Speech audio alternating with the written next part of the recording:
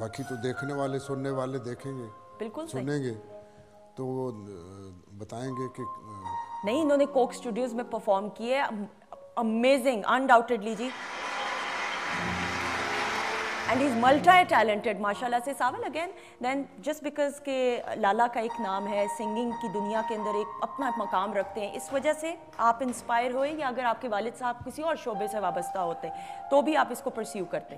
نہیں، والد صاحب کا سب سے پہلے یہ تھا کہ پڑھ لو، ٹھیک ہے، پڑھنے کے بعد جو بھی کام میں جاؤ گے تمہیں آسانی ہوگی. ٹھیک ہے. تو انیشلی جیسے میں نے آپ کو بتایا میں کرکٹر تھا، ہاں، میوزک کی طرف میرا اتنا جھکاؤ نہیں تھا.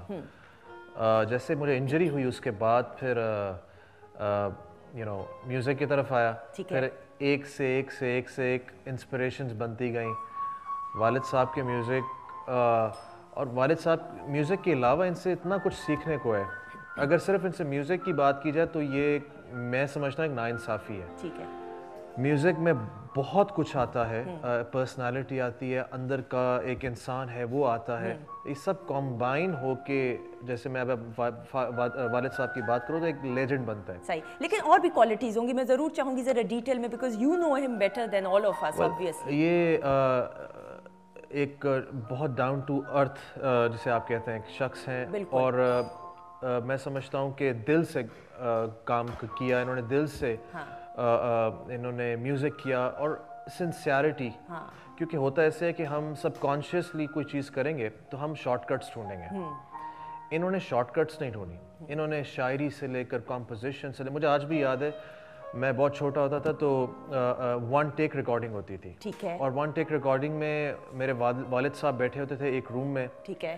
ریکارڈنگ انجینئر ہوتا تھا، ساؤنڈ انجینئر ہوتا تھا، میوزیشین 7 8 10 جتنے میوزک سارے بیٹھے ہوئے ہوتے تھے. And how old were you جب یہ اویئرنیس آپ کو خاص طور پہ آئی تھی کہ this was like I was 4 5. اچھا 4 5 ایئرز میں آپ کو اتنا شعور تھا کہ والد صاحب یعنی جی نہیں وہ مجھے اسٹک، آئی ڈونٹ نو وہ میرے ساتھ کیوں اسٹک ہوا. اچھا. I think probably younger than that. بالکل صحیح. تو وہ میرے ساتھ اسٹک ہوا. میں ان کو دیکھتا تھا ان کی جو ورک ایتھکس ہوتے تھے کہ ایک روم میں 8 8 گھنٹے 9 9 گھنٹے یہ بیٹھے ہوئے سارے اور کمیونیکیٹ کر رہے ہیں. اب وہ میوزک میں وہ بات نہیں ہے، کمیونیکیشن چل رہی ہے. انہوں نے ایک لائن کہی تو ایک لیریسسٹ بیٹھے انہوں نے کہا یہ آپ ایڈ کریں، پھر یہ ان سے ڈسکشن ہوتی تھی. پھر کہیں کمپوزر آیا، اکثر کمپوزنگ تو ان کی اپنی ہے. پھر ریکارڈنگ انجینئر آیا، اس نے بات کی یار یہ ڈھولک اس طریقے سے ہونی چاہیے، یہاں پہ ہارمونیم اس طریقے سے ہونا چاہیے. وہ جو کمیونیکیشن